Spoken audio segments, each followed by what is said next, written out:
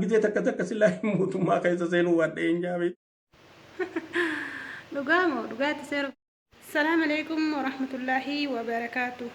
جرت المان ورمو سنين جتار أتنا قاعد في دبي أكتيفيست بالتجنا كنتاي دكتور هنجاسا وجين أبا هنجت أمور قاعد في دبي كياتنا فانا ترى سنين جتا ما دكتور هنجاسا سلامة رتك أرى أمة ورمو كنا رت.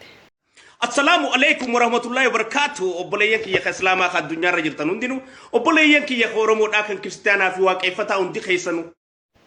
وعليكم السلام ورحمة الله وبركاته. جتا قافني سين دراتا سين قافدو هوجين كيسن ما إني ما هجتن ما لين بكم تنجت هوجين كيسن ما.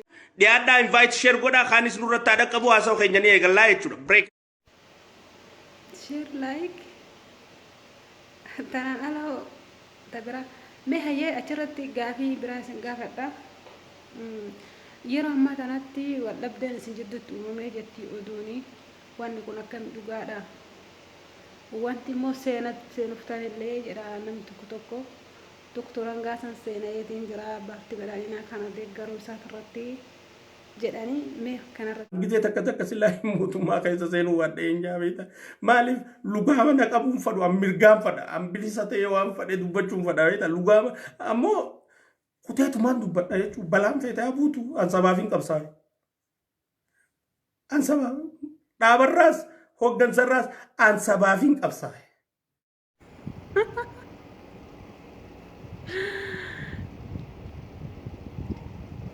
akka mootummaan kun nama lugaama argiteetiin jirtaa nufi kanaaf dida uummannis lugaama isaa kana ofirraa mulquuf dida isin yeroo isinitti fakkaatee jala deemtanii wajji dalaydanii uummanni immoo yeroo duraatiif waan argeetiin hin jiruuf lugaama kana ofirraa mulqee diddaa gabrummaa itti argisiise jechuudha. Ati amma sagalee kan kee dhageessisu si dhowwuu jammarraan gadi baatee dubbatte.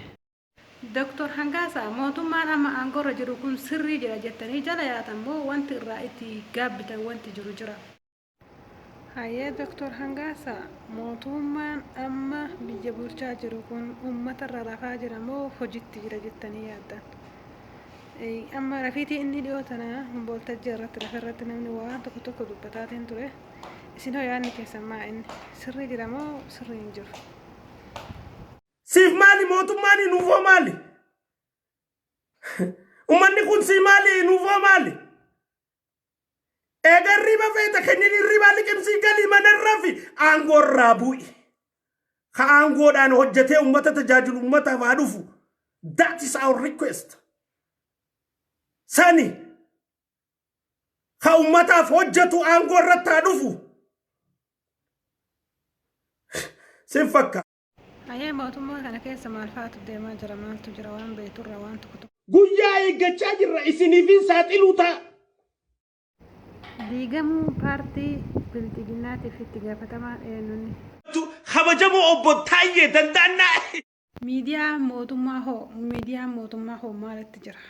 Waan irraa quba qabdanirraa hojiitti jira moo hojii? Uummataa gabbaasaa isin hin jennagaa. OBN maal goota barbaadi baasigaa. Bakka jiru baas eega kayloonu Ameerikaa taa'ee golchaa dheenkee baasuu danda'e. Ati OBN biyya keessa jirtu maala baakeetii goota baasii bakka jiru. Mana abbaan oomisara OBN. Baasi. Akkanatti.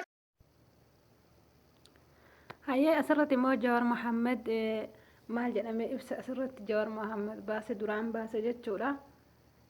Waa'ee OBN kana durattuu dubbatee jira jechuudha. Hojjetaa hedduu qaban malee akka isaan hojiin isaanii dadhabbirra jiru durattuu isiniif himee jira isinii galuu dide malee jechuudha.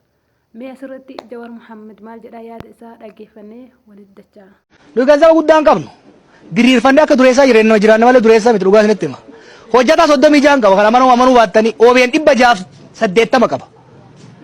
Hojjetaa 36 habashaa tana hunda iyyisiisaa bulle.